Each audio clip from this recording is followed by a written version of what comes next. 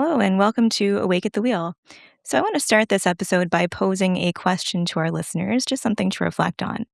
So, what happens when you're raising your own kids, building your career, taking care of your own health and your household, and all of a sudden your parents need care? So, according to Statistics Canada, about 6% of Canadians reported that they were in a sandwich caregiving situation in 2022, which means that they're providing care both to children as well as dependent adults, typically aging parents. And this represents roughly 1.8 million Canadians aged 15 and over. Further, Statistics Canada also indicates that nearly 20% of Canadians are now age 65 or older. So, this is something that I'm sure many have heard about the aging population. So, that is disproportionately higher than it was in the past. And in terms of some general contributing factors to this, in general, the aging population plus delayed parenthood, so the middle age demographic seems to be having kids at a later stage. So their parents are aging, their kids are happening later, and economic pressures. So, Oren, I know that I've worked with a lot of clients lately dealing with parents' emergencies and health issues, and they also have young kids. So I'm sure you've experienced this lately as well. Yeah, and I've commented numerous times to patients and to friends that I don't remember this when I was younger because it wasn't as Mhm. relevant to me, but I'm seeing so many people caught in this, as you say, sandwich generation. So yeah, it seems to be an exploding factor. So Yeah, and it's interesting. I remember in the early 2000s in sociology learning that like this was coming, and we learned about the concept of it in theory. But yeah, I don't think it was as much of a thing back then. And the thing that I hear the most from clients is that nothing could have prepared them for this. So even if like they knew it was coming, the mhm. reality of it is something that they didn't quite understand.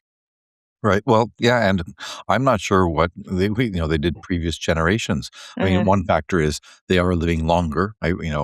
Science, technology, health, increases the lifespan, and and the thing is the cultural differences. So it's really hard when you're working with people. As therapists, we have to be, as empathetic to people's positions and their cultures. And so, so important for us not to impose our own beliefs and to be sensitive to theirs. But a lot of people I'm dealing with, they're from cultures where you don't put them in long-term care. You do everything possible to make sure they stay in their home as long as possible, and that really, taxes the whole, taxes their health, taxes everybody. But that is a huge factor that that contributes to the stress they're dealing with, is dealing with them in their own home when maybe the home is not equipped or the people are not equipped to take care of them there. Yeah, and that's something that came to mind when I was preparing for this episode was that there are so many cultural factors that I think that people don't recognize, which compounds this already difficult scenario. Right. And I don't want to, I'm going to, I'm just paraphrasing because one of my patients, and I won't say the culture, but people who are from the culture will recognize it, said basically that the parent's obligation to the child is the first 18 years of their life, and then the child is obligated to take care of the parent for the last 18 years of their life, or something, or 25 years, or something like Yeah. that. Okay? Yeah. And I've got a number of people from that background, and they said similar things. And I said, but that's a contract that you had no say in. Okay, like, right. So you can't be obligated to fulfill a contract that was imposed on you. So I say that if you choose to do that, that's one thing, but to be told you have to do this and here's the important thing, regardless of the circumstances. If you hadn't, and this is the problem with many of my patients, their parent was a horrible parent Hmm. or a horrible person in the past, and then even in the present, they're acting the same way. So the poor, the adult child is subjected to misuse, abuse, mistreatment. I'm sorry, not misuse, mistreatment, and so on. Yet they still feel obligated to subject themselves to this abuse every single week, or several times a week, or every day. So that's one of the factors that we have to deal with as well. Yeah, and on the topic of culture, I think what you're describing is present in many Asian cultures, and the whole concept of filial piety. And there's just this obligation where regardless of the relationship, the previous treatment, and so on, this is your obligation, this is your responsibility because these are your parents. I think as well one of the challenges with this expectation is that it comes oftentimes from cultures where people lived in multi-generational homes, so there was a different setup, like physical setup to be able to support this expectation later on down the road. But in Ontario, especially with the way housing has been these days, most people are not living in homes large enough that are able to support that. So it's interesting how this cultural expectation is there, but there's pieces missing, which make it even harder to execute. Well, exactly. And so there's a few things. And there's several different factors that we're going to, I assume, roll out. Like, for example, when you have this unequal distribution of labor and time and care, we'll talk about that as well. But the one thing, in therapy, a lot of what I do is I always help people find their values, right? How they, and just, I frame it, it's not my framing, but it's others framing, it's like, who do you want to be? How do you want to live? What kind of person do you want to be? What's worth fighting for? Those types of thoughts. And so when my patients say, my value since I was a child, what the value that was instilled in me was this, putting your parents on a pedestal, doing everything for them, treating them almost as deities and so on. So they say, so you're asking, like when I'm trying to encourage them to not allow themselves to get, consumed by the process and burnt out. They say, you're asking me to go against my values. So, and so the first person who said that to me years ago, and I repeat it every single time, I say, look, values can have a hierarchy. And I say, you have to make sure that your number one value is always, guess what, Malini? Number one Yourself value. and your health Yeah. and taking care of yourself. Exactly. And then I have to go in the whole spiel about there's a difference between self-interest and and selfish. And just in case, I'm not sure if we've done it before, but just, I always tell people, selfish, you don't care about the impact on other people of your actions or intentions. I say, but if you're self-interested and you do care about the impact and you're trying your best not to harm anybody, then, focus on self-care, focus on self-interest. Sometimes it's self-preservation. Right. And then I always refer to, I say, what's the most important rule they teach you? And, when the flight attendant is doing the whole spiel, I say, right, the mask comes down and literally every single patient knows, they say, Yeah. yeah, put your mask on yourself first. So, and I say in every helping profession, that's the first rule is Yeah. self-care. You can't help others if you're burnt out. So I say all of these things. And it's, I say, it's not my place to do it. I say, but I'm technically giving them quote unquote permission to care for themselves first so that they can, fulfill the obligation to some degree. Anyway, so that's one of the most important things that I try to, a reframing that I try to impart on everybody. And it does, it does work for a lot of people. And then one other thing is a lot of the people that I'm working with, again, when they're from these cultures where you have to, worship your parents, they say, and it's an eye opening for them. They never talked about it before, but they realize, wait a second, my own parent did not act that way with their parents. Okay. Mhm. They were sometimes rude or they left them, they were hostile, whatever. So they said, that's hypocritical. Why am I expected to fulfill an obligation that they didn't? So again, and to anyone listening, I'm not saying cut them off completely. I'm just saying you have to be able to set the boundaries because if you don't set the boundaries, you will suffer and then you're not good to anybody, including your Yeah, own children. exactly. And I made note of, the main things that I reflected on with clients that I work with and what they experience and the things that they feel bad about talking about when they're in this situation. I would say the most common is what you just described, feeling selfish for needing space or for setting boundaries. So, um, definitely something that comes up often. Another that comes up is that I think that people often feel a great deal of guilt that results from maybe some resentment that comes along with those past relationships, those past dynamics, or maybe resentment of the situation and how it's taking them away from their own child rearing, their own career, their own priorities, and so on. So, guilt is something that I often hear about as well. Oh, for sure. And I say to people, look, a famous reality, more than one thing can be true at once. Hmm. And we'll go back to guilt in a second, but I say oftentimes that, and hearing patients be able to say it, to internalize it, and to be okay with this reality, which is the parent's situation is a result of their own bad decisions. Okay. Now that's not always the case. And aging is, it's not, but Yeah. financially and so on. And especially when they've been warned, when the adult child says, you've got to cut down on your spending or you can't live this lifestyle anymore. You're drawing from a pension or some, RRSPs or something. And the parent refuses to do that. I say, look, you have to be able to say to yourself that I'm doing everything I can on my end, but if they're not, I say to them, what is the alternative? And I always try to get, because what they're saying is, I wish I could do this. I feel bad for not doing that. I say, okay, well, let's play it out to its natural conclusion. The and in some cases, the alternative would be you would have to live with your parent 24/7. Okay. And give up your job, give up your family. And I say it blatantly to them. I say, so look at this. Let's not live in a world of fantasy of, I wish I could do this. Let's look at what you're really dealing with. And if again, the alternative sometimes is infeasible or unfeasible. So you have to make sure that you have to accept, not resign yourself to, you have to accept the reality of this current situation and do your best within it. And if that reality is created by your parents, they unfortunately have to suffer the consequences. And Yeah. everyone understands it intellectually, but emotionally is obviously a different story. And I guess I'll add to that too another layer of one spouse then having to, kind of be brought into this obligation to execute whatever help is required. And as you were saying what you were saying, that popped into my mind. And I think it might have been subconsciously that I wore this necklace today. This was my grandmother's necklace. And I remember from a very young age, I know I shouldn't have memories from as far back as 2 or 3, but I do. And my grandmother lived with us, and because she was elderly and needed care. And I have some very vague memories of my mom taking amazing care of my grandmother that was my father's mother.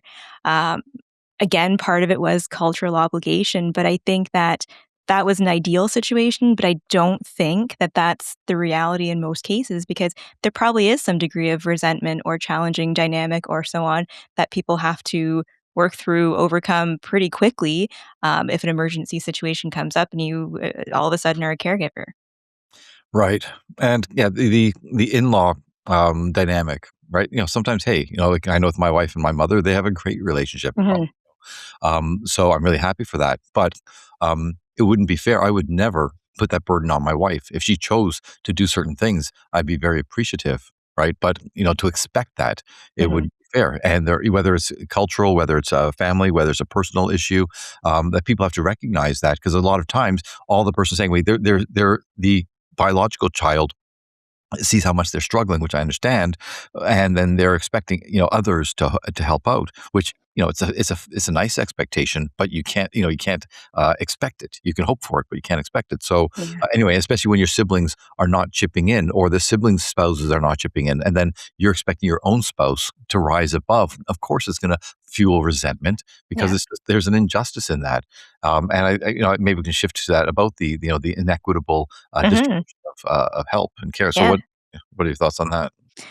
Yeah, I think that that again is something that I hear over and over again is what you just described, where there is an imbalance with one sibling taking on more than the other.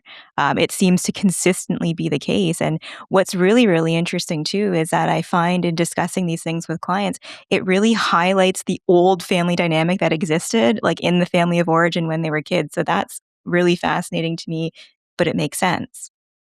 Right. And look, I always tell people, and even in the best of times, whenever you get, especially siblings together, doesn't matter how old they are, those old dynamics will always come up.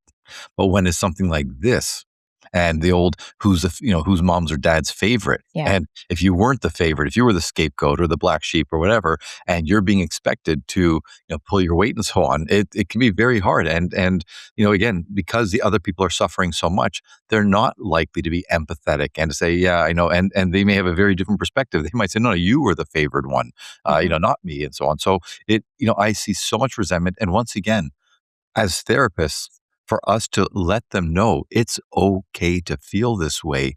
And I always say anybody in your situation would feel that way. And because a lot of people don't want to, because then it makes them feel like, and I think I've said this before, but I will say it. Okay. Every time, like I have some of the most generous patients you can imagine, like, or as patients, the most Yeah. generous people, right? And so they all say the same thing. And this is the line that I came up with naturally a long time ago, which is, they say, I didn't do it for appreciation or for gratitude, right? I'm doing it because it's the right thing. So I always say to them, I know, I always say, I know you didn't do it for appreciation, but the absence of appreciation sure is noticeable. Mhm. Okay. And that resonates with everybody. Yeah. And it allows them to say, yeah, it really sucks when you're giving, giving, giving, and you're not getting the appreciation or sufficient appreciation either from the parents or from the other siblings who, for whatever reason, either they think it's your duty to do it or they're just happy that somebody's doing it. Right. They don't, Yeah. right? So Yeah. can I just do one thing? Like, because I always now do an analogy, and I ask patients, I say, imagine that's a big family dinner. Okay. And your parents, they did everything, a huge dinner. Okay. And let's say you have 2 or 3 siblings. And after dinner, your parents are cleaning up. You go, no, no, no, sit down. We'll do that. You made this big family dinner, right? So you're cleaning up. And I say, and your siblings take off. They go to the TV room or they go for a smoke or whatever, but they're not chipping in. I ask them, what would you do? And almost all my patients, because they're the generous ones, they say, of course, I'd still clean up. Yeah. Right. I'd be resentful. And some of them say, like they really speak to them because they go, that is the dynamic. It's such a simple behavior, like cleaning up of dinner. So it's far less important than, of course, taking care of elderly parents, but it's the same dynamic The as spirit of it is the same. exactly. And it helps them Mhm. like really see it from that perspective. I say, yes, you're the person who would clean up. Right. I said, I'm the same one. And I say, look, I try to speak to my siblings and try to bring them in. And if they don't do it, I can say, well, fine, I'm not going to do it either, but that wouldn't be fair to my parents. So I choose to do it. And I also say, I could always just piss off like my siblings and blah, Yeah. blah, blah. I say, but no, I'm choosing to do this. I want to do it. And I tell people, reframe it because that's the person I want to be. The kind of person, not because I have to do it, because I want to do it as a sign of appreciation for what my parents did, things like that. Yeah. So I try to get them to reframe it that way. It does help a fair bit. But again, at the root of all of this is allowing them to fully feel, address, and process the resentment without guilt. Yeah, and that was what I wanted to go back to next is guilt, because that is something that seems to overarch a lot of what people are experiencing in this situation, whether it's guilt of not being able to, fully commit to the caregiving or guilt about how they feel about past stuff coming up. So a way that I often will help clients frame guilt, and this doesn't always fit, but it often does, is guilt usually implies that you're doing something wrong. Right. So in this situation, what are you doing wrong? And most of the time, people are like, well, nothing. I'm actually doing a lot right. So that's a good way to take a step back and recognize like there's nothing to feel guilty about. These are, not great feelings, but guilt doesn't really fit. Right. And that's so important. I always tell people, I say that guilt, I say it's nature or whatever's way of, making us not be total assholes. So, right. I say guilt is good because it prevents us from, being bad people. I said, however, I say that's healthy guilt. I say then anything above that, and I say there's 2 types. I say either it's completely irrational, you've done nothing wrong, yet you're feeling bad, or it's disproportionate. You did something that's a little bit wrong, intentionally or unintentionally, and yet you're feeling really terrible. So I go, that's what I call neurotic guilt, anything above what you should be feeling, quote unquote. And so I say to people, recognize, again, as you say, like, what am I really feeling? Why should I feel bad if I haven't done anything wrong? And then, understand it on an intellectual level, at least to begin. And I say, and B, I say the rule of guilt is, I say, you can feel it, but it has to be disproportionate. Okay. And I say guilt should never, there are a few special circumstances, but guilt should almost never make you do something that's not in your best interest.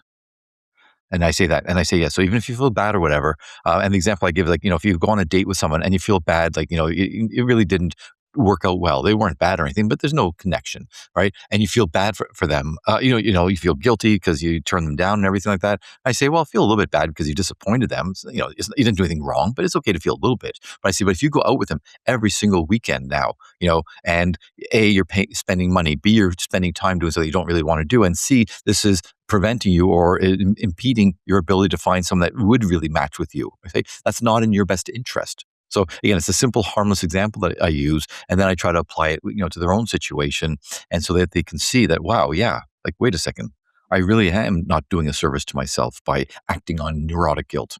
Yeah.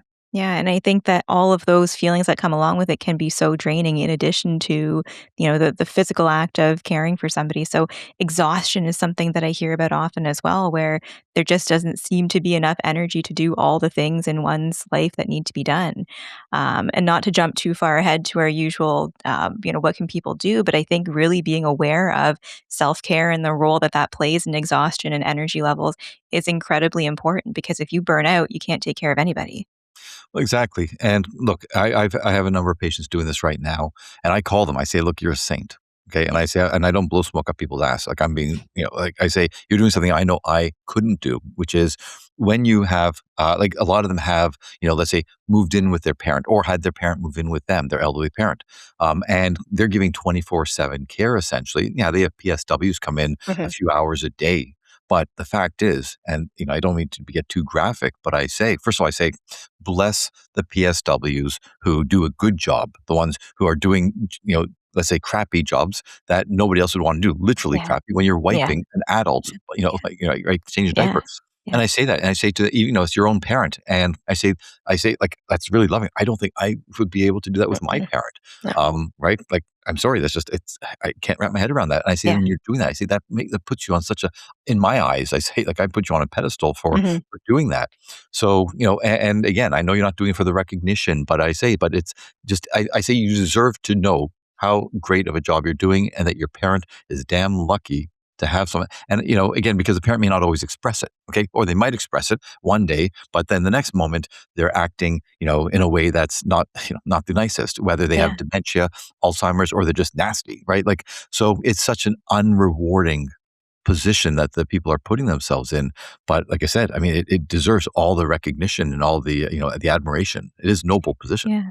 And I think what comes to mind actually as you're saying that is perhaps individuals who find themselves in a situation like this should be cognizant of what their love language is and what their parents is, because sometimes, one feels that words of affirmation would make it feel worth it. But if that's not a way that their parent delivers love, if it didn't happen before, it's probably not going to happen now. Right. Yeah, that is very important. Okay. And Yeah. again, they don't like to talk about it because I don't do it for that. But again, the absence of it really is telling and noticeable. So, Yeah. yeah. Yeah. So as far as what people can do about this, I mean, I think we've given some ideas in terms of emotionally speaking what can be done, and of course, I would always recommend speaking to a therapist and being able to just work out some of the emotions because oftentimes in these situations, there isn't a solution. But understanding and recognizing what you're feeling, why you're feeling it, is incredibly important. But I think from a practical standpoint as well, my understanding is that at least here in Ontario, there are a lot of like grants and supports and programs that aren't really well advertised, but I would assume that in other parts of the country as well, there's probably a lot of assistance that can be accessed. So really, like doing some research and finding out what's out there can help to relieve some of that pressure. Well, yeah, I mean, and AI can help in that regard. It's better than Google, and finding out what resources are available. But yeah, let's not give false hope. Whatever resources are available, it's never enough. Yep. People really are struggling. It's having those really difficult conversations if you have siblings with the siblings. Okay. And recognizing that when you are talking to your siblings about these issues, as we alluded to earlier, you're going back to childhood dynamics. You're not two adults talking in your 50s or 40s or whatever. Now it's like the teenager, the children dynamic, Yep. as, like that's just a reality. And you have to recognize that because that's going to inhibit you. If you're the younger sibling and you always had difficulty talking to your older sibling for something like this, right? It's going to make it, even harder. Amplifies it. Yeah. Yeah. So just recognizing all of that, recognizing you have the right, finding people within either the family or family friends or in-laws or somebody who, if you're getting if there's someone who's being difficult to, who can maybe try to communicate with them. And so that again, you're marshaling as many resources as you can because it can be very daunting. And then of course, financial factors. A lot of my patients, they are well off. And so their parents are, luckily they can get some of the best levels of care, but there are many people who don't have that options, Yeah. and it's like finding out what your options are, and doing it soon because our long term care programs in Ontario are not very good. They really are not. So, and we can try. We're not going to go into the details, but let's just say it's a messed up system. Like it really, the way it's set up, it is really messed up. You have to get lucky to get into a good place, but start doing that research as soon as you can. So you have a list of 3 to 5 places where that your parents going to get the best care if it comes down to that. And being honest with yourself. And yeah, nobody wants to put their parent. Sorry, I shouldn't say nobody. Many people don't want to put their parent in a long term care facility. But again, what is the alternative? And it really sometimes comes down where I say, are you going to give up your career and your family to become a 24/7 hour caregiver? It just isn't possible. So your parent may not be happy, but at least they're going to be safe, and you hope they'll be taken care of. Again, if you do your research and find a better facility, than you Mhm. might otherwise find. So Yeah, and I guess to that point, I will agree the system is completely messed up. But on the bright side, I think so many people who go into that line of work do genuinely care. So yeah, if you can find the right place that is adequately staffed, your loved one could be really well taken care of. And while there is a lot of emotion that goes into that decision, you gotta consider other things that you're responsible for in your life as well. And if you feel guilty for, putting them, let's say, in long-term care or some type of, I mean, there's different degrees, right? Long-term care is kind of aside from hospice care, like that's Yeah. kind of like the end of the line. And people say, and sadly, they're right. The statistics are there. Once a person goes in, their lifespan, it starts whatever trajectory they were on before. Mhm. It starts to fall. Okay, for most people, but there's different levels of care, and different costs involved and everything. But what I was going to say was, whatever, if you're not able to take care of them yourself, and you put them in some type of facility. If you feel bad about it, then do everything you can to visit them more often than you might otherwise visit. Like that's a way to help assuage the guilt. And if they're miserable every time and they're upset and they're resentful and they try to guilt you and everything like that, take it. Okay, that's a small price to pay, for making a decision that might be the most practical and feasible. Okay, because the alternative again would be, I'd rather feel guilt than take care of someone 24/7 and throw all my entire life away to do that. So we've been talking a lot about, when there's a challenging dynamic and challenging past relationship with parents, but what we're not really focusing on, which I think warrants some more discussion, is what about when there's a really positive relationship and this happens, or when one views their parent in a really strong light and watching them deteriorate in this capacity can be so, so difficult sometimes. And yeah, and that's what a lot of my patients are dealing with. So either it's like, dad was this, big, strong man, and just to watch them physically deteriorate and not be that image that they had is so difficult, or intellectually, whether mom or dad, they were so sharp and everything. And then just to see that decline, it does a number on the person. And some people handle it better than others. And so having if you're not that person who's suffering in this way, having the empathy and the compassion and just, hearing them out, letting them basically process the grief because they are losing the person that they remember. They haven't lost them physically, but who they were, their identity. Again, we're talking healthy relationships here. It's devastating because they may never have really passed the stage of, they're not Superman or Superwoman. Like they were always like that in their eyes, and now in the most dramatic ways, they're having this total shift in identity and how they perceive them. And it almost robs them of the sense of security.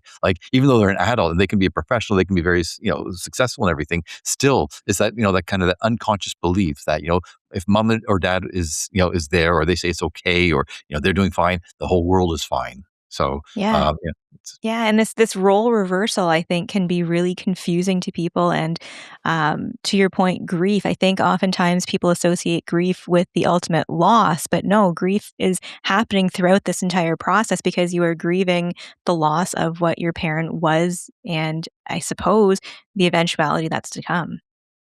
right, and it's the loss of who they were, it's also the loss of this dynamic, Hmm. because for some Hmm. people, becoming the caregiver, they actually embrace it, like, they want to now give back. I mean, this is at the beginning before it takes its toll on them, right? But for other times, it is, like, again, like, yeah, I don't wanna be that caregiver, not because they're selfish, but rather because this illusion of, if my parents are good, the world is good. Yeah, So having to flip that around, you're losing that role and that dynamic and the security that comes along with it.